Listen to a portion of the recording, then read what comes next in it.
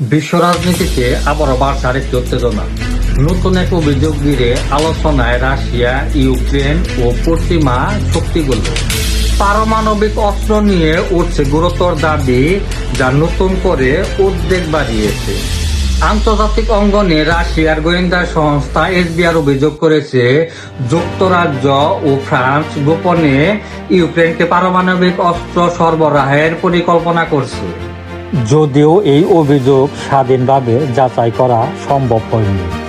অন্যদিকে পশ্চিমা দেশগুলো বরাবরের মতোই ইউক্রেনকে সামরিক ও অর্থনৈতিক সহায়তা দেওয়ার কথা স্বীকার করলেও পারমাণবিক অস্ত্র সরবরাহের অভিযোগ অস্বীকার করেছে। আন্তর্জাতিক গণমাধ্যম জানিয়েছে, 2022 সালে ইউক্রেন যুদ্ধ শুরু হওয়ার পর থেকে পূর্ব ইউরোপে নিরাপত্তা পরিস্থিতি দ্রুত বদলে গেছে।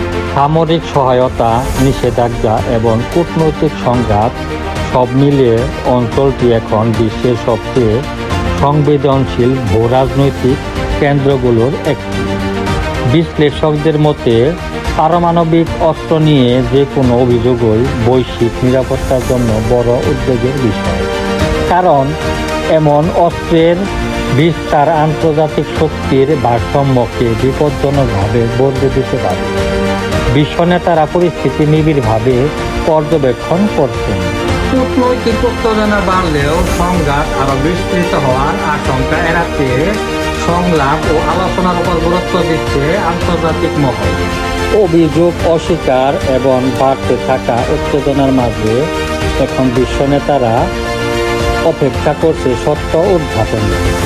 সংঘাতের পথ নাকি কূটনৈতিক সমাধান, আগামী সিদ্ধান্তই নির্ধারণ করবে বৈশ্বিক নিরাপত্তার ভবিষ্যৎ।